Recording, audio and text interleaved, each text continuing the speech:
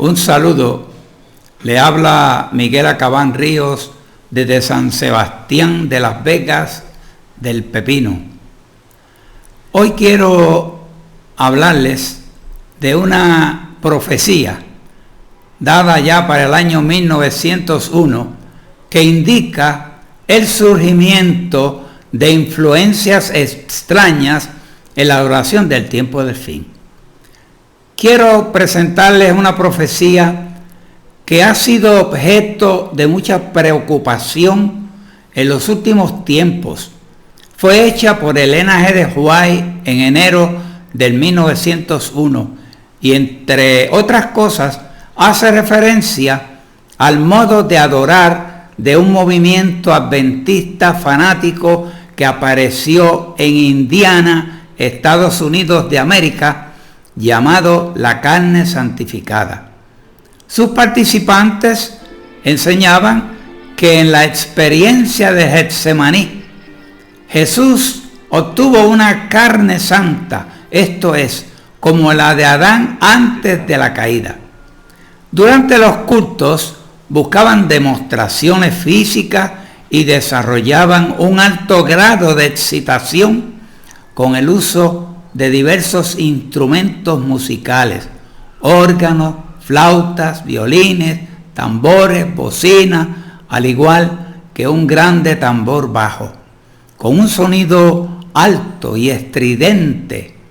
Oraban y cantaban hasta que alguien de la congregación se caía del asiento, postrado inconsciente. Varios se reunían a su alrededor, cantando, orando, y cuando esta persona volvía en sí, se decía que había obtenido la carne santificada, no teniendo más la posibilidad de pecar y nunca habría de morir. Dos pastores, Stephen Nelson Haskell y Almond Harold Brick, fueron enviados a la reunión campestre de Muncie, Indiana, que ocurrió entre los 13 al 23 de septiembre del 1900, a fin de enfrentar el fanatismo.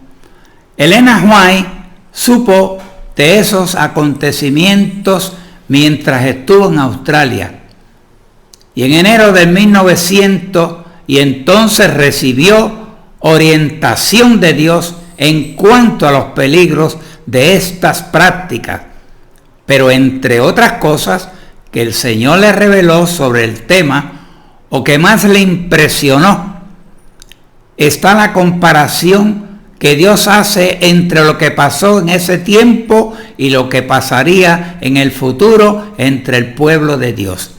Se manifestará toda clase de cosas extrañas, habrá vocerío acompañado de tambores, música y danza. El juicio de algunos seres racionales quedará confundido de tal manera que no podrán confiar en él para realizar decisiones correctas. Y a esto consideran como la actuación del Espíritu Santo. He citado de Mensajes Selectos, tomo 2, página 41. Un poco antes de la misma profecía, Elena G. White apunta para el tiempo en que estas manifestaciones volverían a aparecer, afirmando: el Señor me ha mostrado que volverán a ocurrir justamente antes de la terminación del tiempo de gracia. Dios le reveló que estas cosas sucederían inmediatamente antes de la terminación de la gracia, similar a lo que ya había sucedido en Indiana. Aparecería algo extraño, involucrando gritos con tambores, música y baile. Por tanto, tenemos una señal más de la proximidad del regreso de Jesús y debemos estar atentos. ¿Cuál es la preocupación de Dios con su pueblo? A lo largo de la historia de la humanidad y del pueblo de Dios, vemos la adoración como el centro del conflicto entre el bien y el mal. La adoración siempre ha sido el campo más codiciado por Satanás. La pregunta es, ¿a quién adorar y cómo adorar? Después de la caída, junto al Edén, se libró el primer combate por la forma correcta de adorar, Caín con sus frutos y Abel con su cordero. Caín adorando según lo guiaba su mente carnal. Abel adorando como Dios le había enseñado. A lo largo de la historia del pueblo de Israel, la tentación fue constante de alejarse del camino correcto y del verdadero objeto de adoración, Dios. Incluso llegaron a entregar sus hijos al dios Moloc como un acto de adoración, según Jeremías 32:35. Satanás, cuando se presentó a Cristo en el desierto, pretendió incluso devolver el mundo y sus habitantes a su dueño, pero siempre a su manera. Te daré todo si te postras y me adoras, según Mateo 4:9. Mi querido compañero cristiano, una de las últimas batallas que el pueblo de Dios tendrá que enfrentar es la de decidir a quién adorar y cómo adorar. La adoración será el punto del conflicto entre el bien y el mal. Y todos los cristianos sinceros o falsos estarán involucrados en este conflicto. Pero debemos estar atentos porque el enemigo nunca viene a nosotros en forma clara, abierta y ya declarando sus intenciones. Siempre viene de forma velada, escondida, sin revelar su real intención, deseando proteger a la iglesia. Dios dejó una profecía alertando sobre los problemas que enfrentaría muy cerca del regreso de Jesús. La profecía dice que en nuestros cultos aparecerían gritos con tambores, música y danza. Satanás conoce el valor de la música y por eso se esfuerza tanto en introducir estos elementos en la adoración, que en vez de adorar al Dios del cielo, lo adora a Él, el Dios de las tinieblas. Hay canciones hoy que no son más que gritos estridentes que hieren a muchos que las escuchan. Buena parte de las canciones de hoy en día no tienen tambores, pero tienen baterías, lo que hace enloquecer a unos y a otros las lágrimas de tristeza.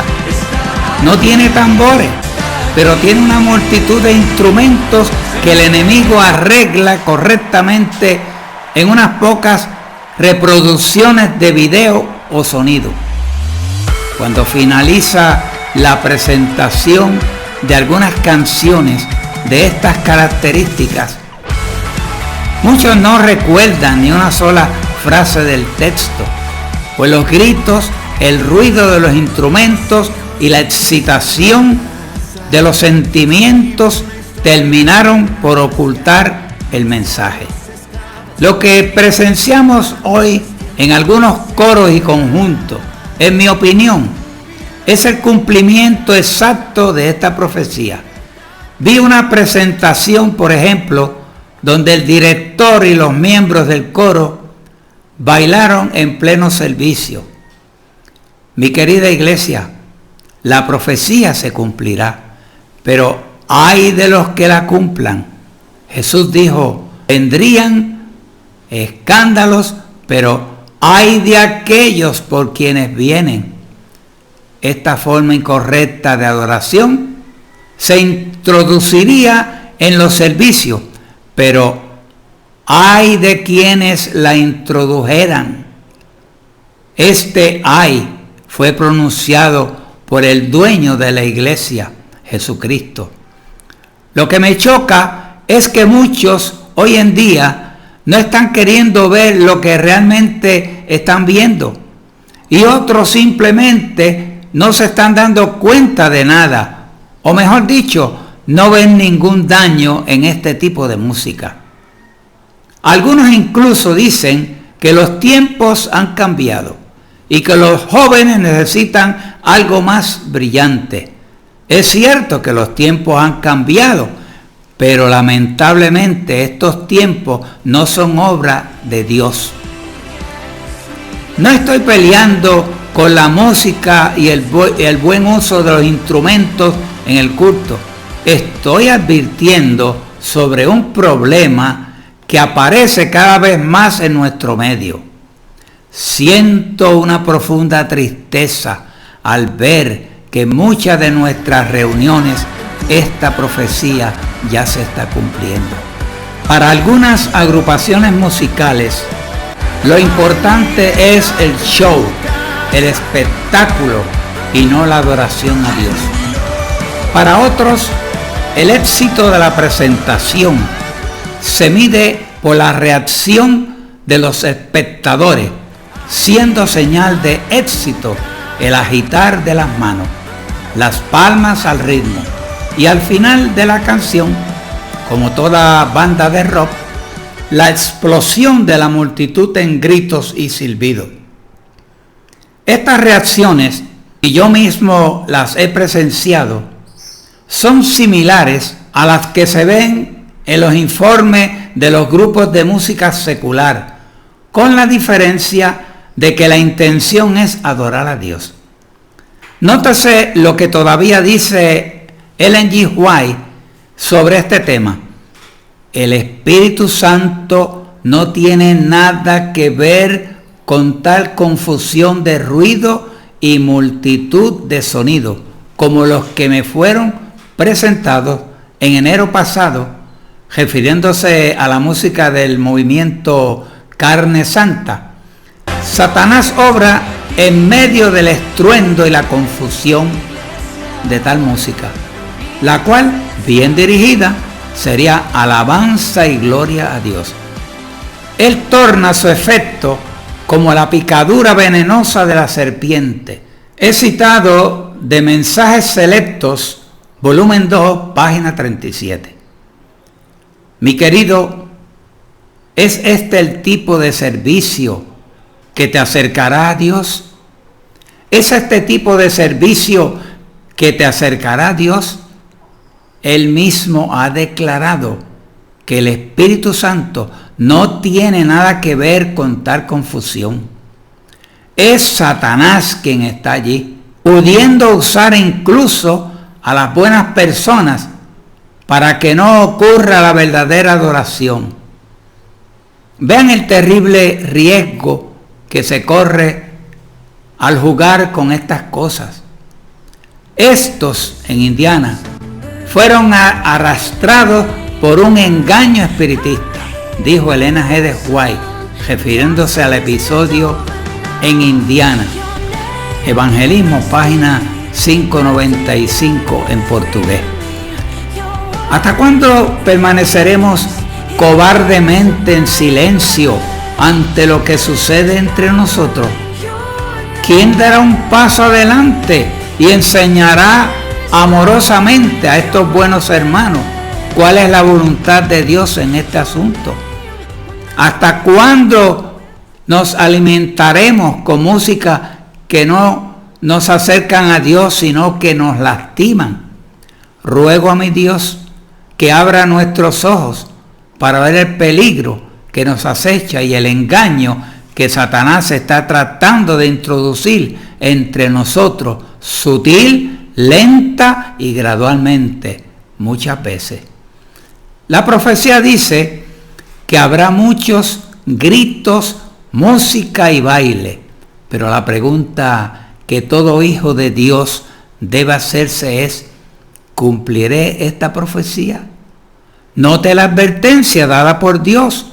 Estas cosas que sucedieron en el pasado ocurrirán en el futuro. Satanás hará de la música una trampa por la forma en que se dirija. Mensajes selectos, volumen 2, página 38.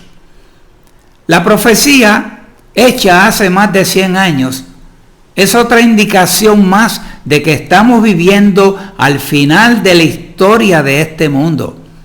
La profecía está ahí, pero ¿quién la cumplirá?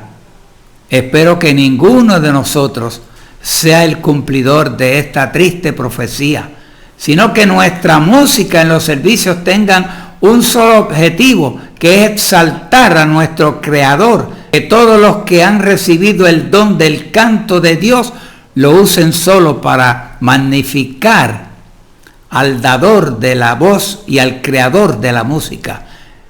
Que Él sea el único en ser alabado con las músicas presentadas y que los espectadores puedan, al final de cada canto musical, estar más cerca de Jesús. Que la buena música prevalezca en todos nuestros campamentos, conferencias, donde quiera que se adora a Dios, que allí siempre esté presente lo mejor. Que Dios les bendiga. Hasta la próxima.